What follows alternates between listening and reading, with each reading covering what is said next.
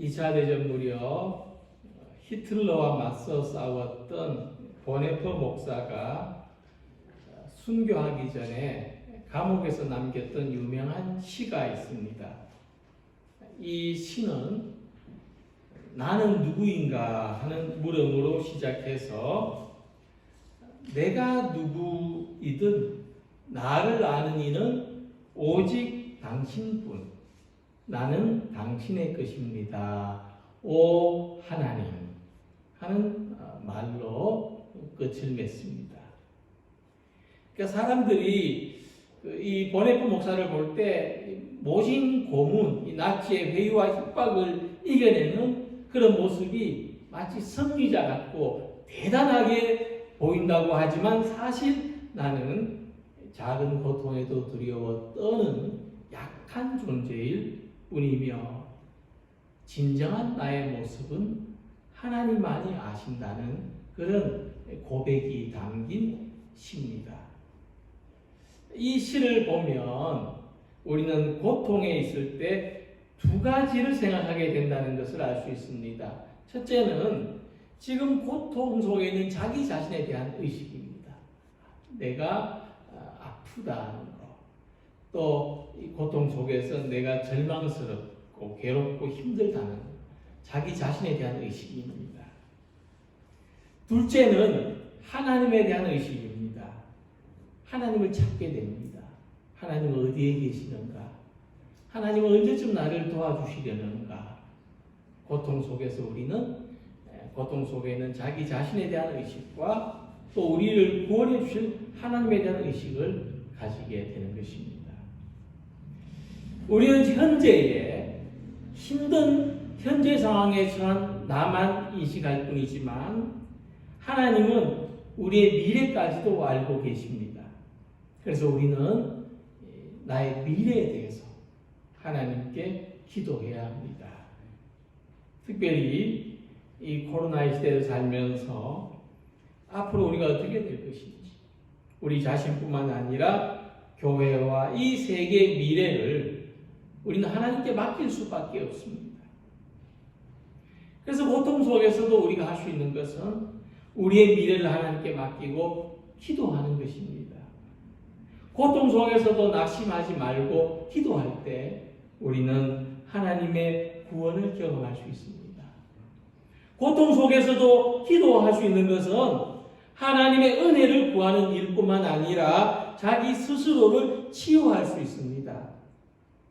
고통 속에서도 하나님을 찾을 때 우리는 성장하게 되고 강건하게 되는 것입니다. 얼마 전에 어떤 산에서 100년 묵은 산삼이 발견됐다는 뉴스를 봤습니다.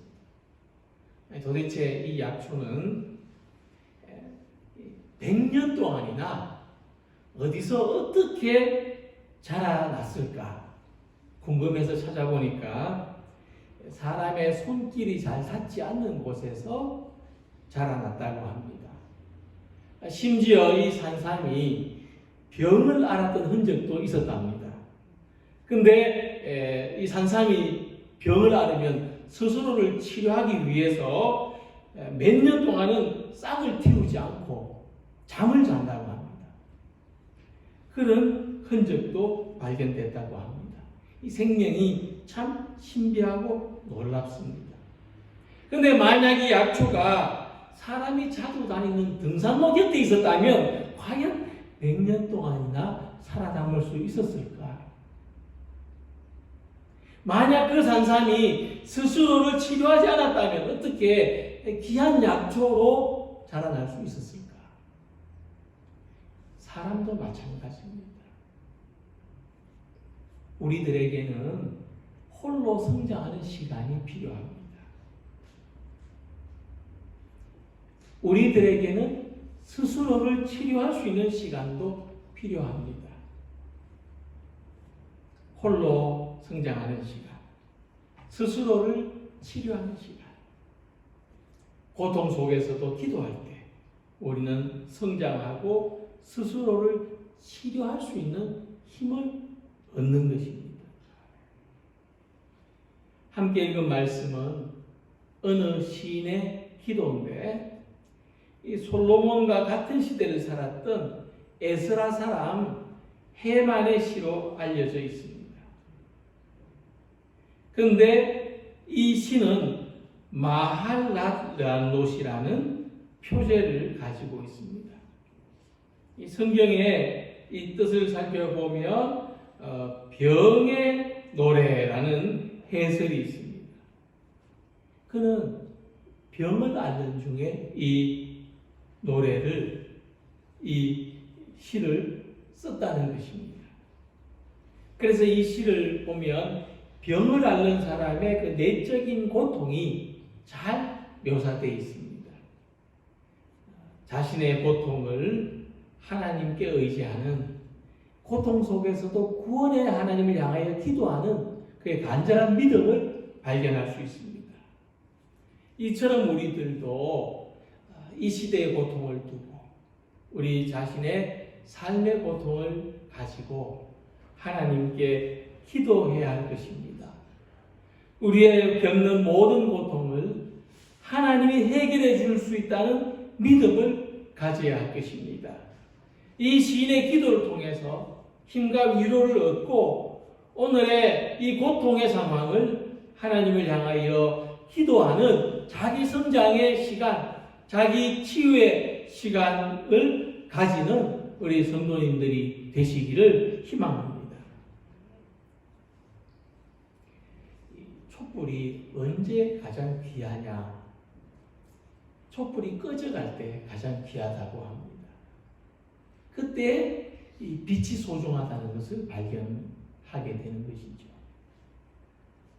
이처럼 시인은 질병의 고통을 겪을 때 생명이 소중하다는 것을 인식합니다. 그리고 내가 지금까지 무엇을 위하여 살았던가? 이제 내가 무엇을 위하여 살아야 하는가? 이 생명의 소중한 목적을 자기 생명이 꺼져가는 순간에 인식하고 있는 것입니다. 사람이 죽음을 앞두고 후회하는 것이 몇 가지가 있다 그러죠. 아마 그 중에 한 가지는, 우리 신앙인들에게 그 중에 한 가지는 내가 보다 젊었을 때, 내가 보다 건강할 때, 내가 보다 여유 있을 때 왜 이것을 가지고 내가 무엇을 했던가, 그런 후회가 있지 않을까 생각이 듭니다. 시인은 말하기를 주께서 죽은 자에게 기이한 일을 보이시겠나이까? 유령들이 일어나 주를 찬송하리이까? 귀신들이 주를 찬송할 수 있겠습니까? 이런 뜻입니다.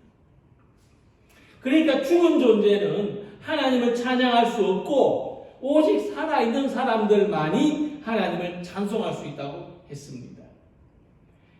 다시 말해서 시인은 하나님, 제가 하나님을 찬양하며 살아갈 수 있도록 나에게 생명을 주십시오, 기원하는 것입니다.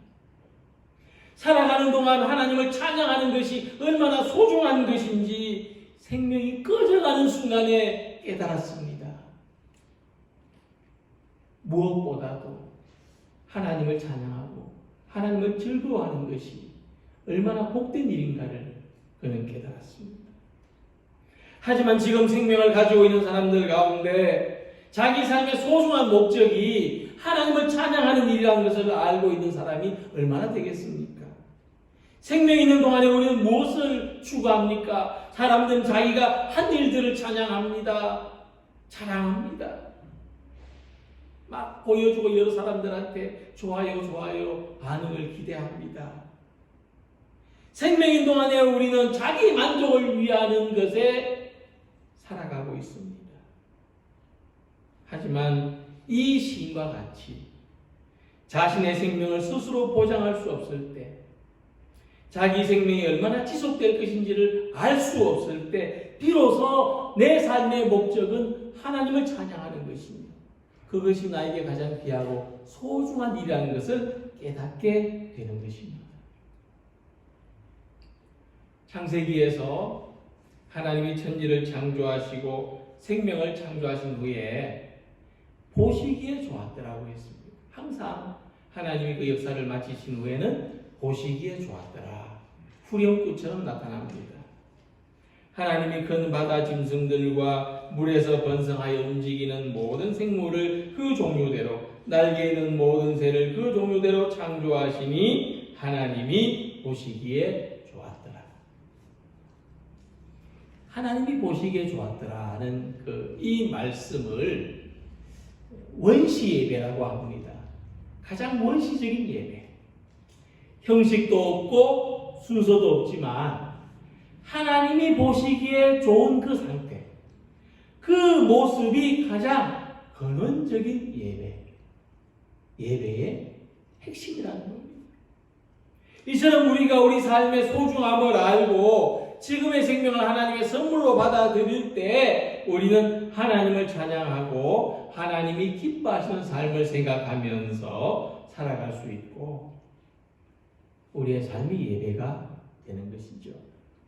태초에 창조된 모든 생명들이 그 존재로서, 그가 존재하는 그 자체로서 하나님을 기쁘시게 해드린 것처럼 우리들도 자기 생명이 존재하는 그 자체로서 하나님을 기쁘시게 해드리는 사람들이 되시기를 소망합니다. 우리가 누군가를 기쁘게 하려면 내가 가진 것을 사용해야 됩니다. 그냥 가만히 있으면서 좀 기뻐해봐라 이렇게 할 수 없는 거죠. 하나님을 기쁘시게 하는 일에도 내가 가진 것을 사용해야 됩니다. 하나님을 기쁘시게 하려면 내가 가지고 있는 소중한 것들을 사용해야 됩니다. 시편의 가장 마지막 절에서 이렇게 노래했습니다. 호흡이 있는 자마다 여호와를 찬양할지어다. 할렐루야. 예, 지금 숨을 쉬는 모든 사람들은 하나님을 찬양하라는 말씀이지요. 하나님을 기쁘시게 하기 위해서 무엇을 써야 되느냐? 내 호흡을 쓰라는 말씀입니다. 내가 가진 가장 소중한 것, 나의 호흡. 내가 숨을 쉬는 이유는 하나님을 찬양하기 위해서다. 나의 이 소중한 숨을 하나님을 찬양하는 데 사용하라. 그 말씀이죠. 주님의 높고 위대하심을 내 영혼이 찬양하네. 주님의 높고 위대하심을 내 영혼이 찬양하네. 이 찬송가 가사처럼 하나님을 찬양한다는 의미는 예배에서 찬양하는 것만을 의미하는 것이 아닙니다. 하나님을 찬양하는 것은 우리 일상생활하고 밀접한 관련이 있습니다. 그래서 호흡이 있는 자마다 하나님을 찬양하라고 말씀하는 겁니다. 베드로 감옥에 갇혔을 때 교회는 베드로의 석방을 위해서 한밤중에 기도했습니다. 모였습니다. 잠을 안 자고 기도했습니다. 바울과 신라가 빌립보의 감옥에 갇혔을 때 그들은 한밤중에도 기도하고 찬양했습니다. 두드려 맞았습니다. 아픕니다. 그래도 아프다고 끙끙 앓지 않고 기도하고 찬양했습니다. 그런데 베드로도 석방이 되고 바울과 신라도 감옥에서 모여놨는데 이 두 가지 사건이 모두 기적적인 일, 일상적으로 일어날 수 없는 일이었다고 성경은 전하고 있습니다. 고통 속에서 우리를 위로하시고 도우시는 하나님, 고통 속에서도 우리를 기적적으로 구원하시는 하나님을 찬양하는 우리 성도님들이 되시기를 바랍니다. 우리에게 가정과 일터를 주시고 번성하도록 우리를 잘 살아가도록 지키시고 도우시는 하나님을 숨 쉴 때마다 찬양하시기 바랍니다. 나의 호흡을 의식할 때마다 주님 숨쉬게 해주셔서 감사합니다. 우리가 좋은 시절과 나쁜 시절을 지나가는 동안에도 여전히 하나님이 우리를 붙들고 계신 것을 찬양하시기 바랍니다. 하나님을 찬양하는 것이 내 삶의 가장 중요한 목적, 내가 이 세상을 살아가는 이유가 되시기를 소망합니다. 이 시인은 그가 사는 동안에 하나님의 인자하심과 성실하심이 함께 하시는 것을 깨달았고, 그가 찬양할 제목은 하나님의 인자하심과 성실하심입니다. 주의 인자하심을 무덤에서, 주의 성실하심을 멸망 중에서 선포할 수 있으리까? 우리들도 일상이 평안할 때 하나님께서 인자와 성실로 지켜주시는 것을 경험할 수가 있습니다만은, 또 그보다도 고통이 다가올 때 그동안의 삶이 하나님의 인자와 성실로 지켜주신 결과였다는 것을 더 분명하게 알 수 있습니다. 특히 지금처럼 평범하던 일이 비정상적인 일상이 되어버린 이런 상황에서는 그동안 우리가 이 마음껏 자유를 누리는 삶이 당연한 것이 아니라 하나님이 인자와 성실로 지켜주신 결과였다는 것을 더 분명히 알게 됩니다. 이 재난의 상황을 맞이함으로 우리의 어떤 기존관념이 완전히 역전되어 버렸습니다. 일상이 은혜라는 것을, 축복이라는 것을 깨닫게 된 것이죠. 자, 이 말씀에서 인자하심이 하나님의 성품이라면 성실하심은 그 인자하신 성품을 변함없이 유지해 주시는 것입니다. 그래서 우리들에게 하나님은 인자와 성실을 함께 나타내 보이십니다. 시편 117편 2절에서 우리에게 향하신 여호와의 인자하심이 크시고 여호와의 진실하심이 영원함이로다. 할렐루야. 이 말씀은 우리를 향한 하나님의 인자와 성실하심에 대한 희망을 노래하는 것입니다. 이 시인과 같이 질병의 고통 속에 있는 상황이나 지금 우리가 겪고 있는 것처럼 일상이 멈춰버린 상황에서도 하나님의 인자하심은 크고 하나님의 성실하심은 영원하다는 것이 우리에게 희망입니다. 그래서 아침에 일어나면 인자하신 하나님을 찬양하고 밤에 잠을 자기 전에는 성실하신 하나님을 찬양하기 원합니다. 그러니까 해가 떠 있는 동안에는 하나님께서 어질고 자애로운 사랑으로 우리를 돌보아 주신다는 것을 찬양하고, 또 해가 질 때는 하나님께서 정성스럽고 참되게 우리들을 지켜주신다는 것을 찬양하며 살아가시기를 소망합니다.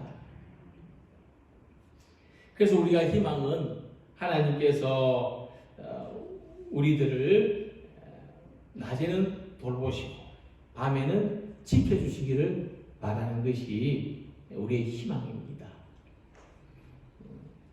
그 하나님의 인자하심과 성실하심을 신뢰하는 것이 고통 속에 있는 우리들에게 참으로 큰 위로가 됩니다. 왜 우리가 이 아침에는 해가 뜬 것을 보고 밤에는 달이 뜨는 것을 봅니다. 근데 해는 뜨지만은 이 구름에 가릴 때가 있고 달은 날마다 모양이 바뀌죠. 그런데 한 번도 해가 뜨지 않은 아침이 없습니다. 한 번도 달이 뜨지 않은 밤이 없습니다. 하나님의 인자와 성실은 이와 같은 걸 믿으시기 바랍니다. 한 번도 우리를 향한 하나님의 인자와 성실은 한 번도 끊어진 적이 없습니다. 사람이 10m의 높이에서 떨어지면 죽습니다. 근데 개미는 그보다 더 높은 곳에서 떨어져도 죽지 않는다고 합니다. 키 높이로 환산하면은 사람에게 10m는 개미에게 한 500m쯤 될 텐데 어째서 사람은 10m에서 떨어져도 죽지만 개미는 500m에서 떨어져도 죽지 않는가? 왜 그럴까요? 여러 가지 이유가 있겠지만은 그 중에 하나, 이 개미의 몸은 아주 단단한 피부층에 의해서 보호를 받기 때문이라고 합니다. 그래서 떨어져도 그 충격이 다 흡수가 되고 분산이 된다는 겁니다. 우리가 보호를 받고 있으면 높은 데서 떨어져도 두렵지 않습니다. 밑에 그물을 설치해 놓았더니, 공사장에서 그물을 설치해 놨더니 떨어지는 사고가 훨씬 더 줄었을 뿐만 아니라 작업 진행 속도도 훨씬 더 빠르게 됐다는 그런 유명한 사례가 있지 않습니까? 내가 보호받고 있다는 것을 느끼면 두렵지 않습니다. 힘이 납니다. 여호와는 너를 지키시는 이시라. 여호와께서 내 오른쪽에서 내 그늘이 되시나니 낮에 해가 너를 장하지 아니하며 밤에 달도 너를 해치지 아니하리로다. 하나님이 우리를 지켜주시고 보호해 주신다는 믿음을 가지고 살아가면 두려움 속에서도 평안을 누릴 수 있습니다. 고통 속에서도 힘을 얻습니다. 하나님이 인자와 성실로 지켜주시고 보호해 주시는 것을 믿으시기 바랍니다. 평안할 때도 하나님이 지켜주셔서 평안을 누릴 수 있던 것처럼 고통의 때에도 하나님이 지켜주시는 것을 믿고 이 믿음에서 위로와 평안을 얻는 성도님들이 되시기를 소망합니다. 이 시인은 암담한 상황 속에서 하나님의 기적을 기대하고 있습니다. 또 다르게 말하면 암담한 상황 속에서도 기적을 기대하고 있습니다. 흑암 중에서 주의 기적과 이즘의 땅에서 주의 공의를 알 수 있으리까? 즉, 이 시인은 아무것도 기대할 수 없는 흑암 속에서도 기적을 기대했고, 이 기적이 나타나는 것을 하나님의 공의라고 기도했습니다. 하지만 우리가 생각할 때 이 기적하고 하나님의 공의, 하나님의 보편적인 사랑은 상반되는 겁니다. 왜 나한테만 기적이 일어나는 것을 기대하는 것은 좀 너무나 특별한 사랑을 바라는 것 같지 않습니까? 그죠? 나한테 기적이 일어나기를 바라는 것은. 세상 모든 것이 다 그냥 자연적인 섭리에서 움직여지고 있는데 나한테만 그 자연적인 섭리가 뭔가 거슬러서 특별한 일이 일어나기를 바라는 것은 좀 욕심 같죠. 또 기대할 수 없는 것을 바라는 것 같죠. 요행을 바라는 것 같죠. 그래서 이건 좀 하나님의 보편적인 사랑의 기대에서 벗어나는 것. 하나님은 나한테 뭐 이렇게 해주시겠나? 나한테만 이렇게 하실까? 그런 겁니다. 그런데 이 시인은 놀랍게도 이 시인은 기적이 일어나야 하나님의 공의를 알 수 있겠다고 했습니다. 기적이 일어나야 하나님이 공평하다는 것을 알 수 있겠습니다. 이게 무슨 말입니까? 이 시인이 하나님에 대해서 어떤 믿음을 가지고 있는지를 생각해 보지 않으면 이 말씀을 참 이해하기가 어렵습니다. 너무나 거꾸로 이야기하는 것이기 때문이지요. 그래서 이런 예를 생각해 볼 수 있습니다. 여러 명의 아이들이 달려가다가 신나게 달려가다가 줄에 걸려가지고 타 넘어졌어요. 근데 그 모습을 지켜보던 어떤 아버지가 있었다면 가장 먼저 누구에게 달려가겠습니까? 내가 그 아버지라면 가장 먼저 누구한테 달려갈까요? 자기 자식한테 가지 않겠습니까? 그죠? 그리고 그 다음에 다른 아이들은 어떤지 돌아보지 않겠습니까? 근데 먼저 자기 자식부터 살펴본 아버지를 불의하다, 공평하지 않다고 할 수 있겠습니까? 그러니까 아버지에게 공평한 것은 자기 자녀를 먼저 살펴보는 겁니다. 그러니까 시인이 기대하는 하나님의 기적은 이런 겁니다. 하나님이 나를 사랑하시는 아버지라는 것을 신뢰하기 때문에 흑암 속에서도 어떤 희망을 바라볼 수 없는 가운데서도 나는 기적을 기다린다는 겁니다. 그래서 믿음은 바랄 수 없는 것을 바라고 기대할 수 없는 것을 기대하는 겁니다. 믿음은 누구에게나 공평할 수 없는 것입니다. 오직 믿는 사람과 하나님과의 관계에서만 이해될 수 있습니다. 하나님의 능력을 바라는 믿음. 오늘 내 삶 속에 놀라운 기적과 같은 일들이 일어나기를 바라는 이 믿음의 사람들이 되시길 바랍니다. 하나님을 나의 아버지, 하나님을 나의 보호자로 신뢰하는 이 믿음의 사람들이 되시기를 바랍니다.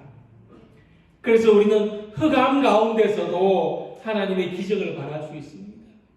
하나님의 특별한 은총을 기대할 수 있습니다. 모든 사람이 힘들고 어려운데 나만 잘되게 해달라고, 나만 안전하게 해달라고 구하는 것은 이기적인 욕심처럼 보일 수 있지만 예수님이 이렇게 말씀하셨습니다.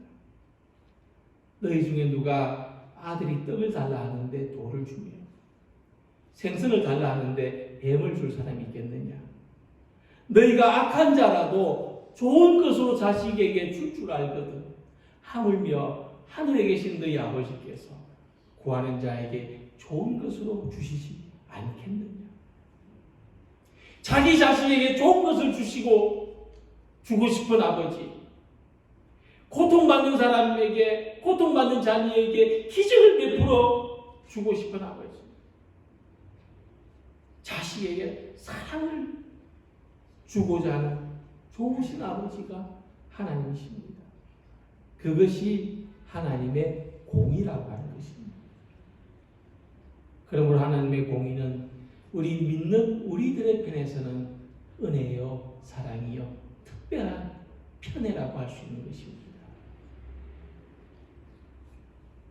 그래서 믿음은 흑암 속에서도 빛의 존재를 바라보는 것입니다. 기가 막힐 상황 속에서도 하나님의 은혜를 갈망하는 것입니다. 일반적인 상황이 아닌 기적의 상황을 간구하는 것입니다. 고통 속에 있는 신의 기도가 이와 같은 것처럼 우리의 기도도 이와 같습니다. 내게 베푸시는 은혜를 구하고 하나님의 은혜와 사랑을 노래하는 것입니다. 시인은 한밤중에 이 기도를 하고 있습니다. 그는 어떤 상황 속에서도 하나님을 신뢰하는 마음속에 은밀한 믿음으로 하나님께 나아가고 있으며 오직 그에게는 지금 그의 시간과 공간 속에는 병든 자기 자신과 하나님밖에 없습니다. 이 기도는 저녁부터 아침까지 이어지고 있습니다. 아침에는 하나님이 듣고 응답해 주실 것을 기대하기 때문입니다. 그러므로 우리는 오늘도 이렇게 기도하기를 소망합니다. 우리 함께 따라해 보겠습니다. 주님, 나의 생명이 있는 동안에